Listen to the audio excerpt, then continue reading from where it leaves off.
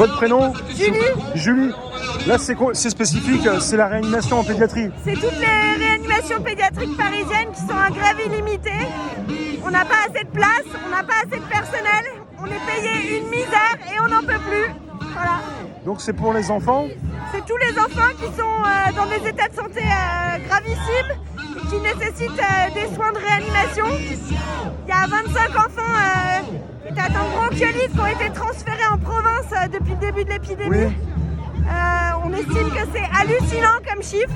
Quand des enfants sont à plus de 200 km de chez eux, il devrait y avoir des places pour accueillir ces enfants en réa. Et s'il n'y a pas assez de place, c'est parce qu'il n'y a pas assez d'infirmiers. Et s'il n'y a pas assez d'infirmiers, c'est parce qu'on est payé une misère et que plus personne ne veut faire notre métier.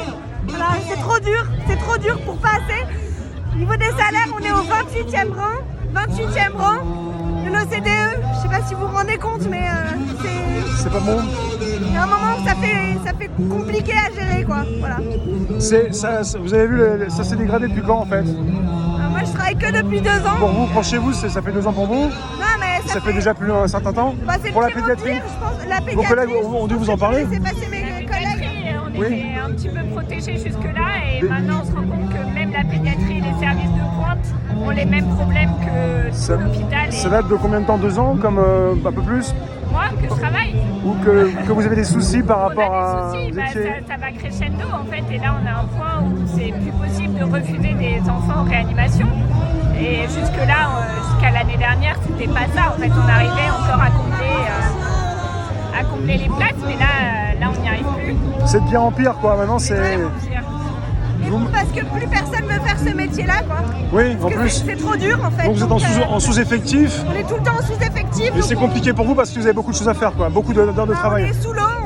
Parfois, en 12 heures, on a 10 minutes pour manger. On n'a pas le temps d'aller boire un coup, aller aux toilettes. Donc, c'est des conditions d'exercice qui sont extrêmes. Énervé, donc souvent peut-être aussi sur les nerfs, énervé, ouais, et ça peut aussi poser des problèmes aux patients, poser des problèmes. Épuisé, et l'impression de mal faire notre travail parce qu'on n'a pas le temps de prendre du temps relationnel avec les parents, avec les enfants, oui. Et de faire du travail à la chaîne. C'est pas ce que vous souhaitez, mais vous êtes obligé de le faire, ouais. Pour assurer. On est obligé, ouais, on n'a pas le choix. Vous êtes de quel coin? J'ai pas demandé.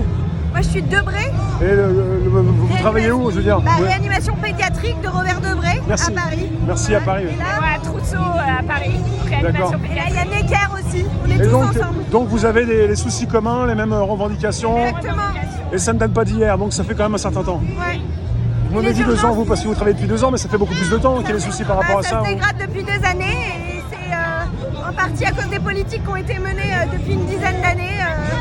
L'ONDAM, il est insuffisant, les places, elles sont insuffisantes. Et tout ça, ça a été exprimé par les médecins démissionnaires qui se sont entretenus avec Madame Buzyn. On n'est pas entendu, donc il y a des cotons-tiges dans le cortège là. C'est pas là pour rien, voilà.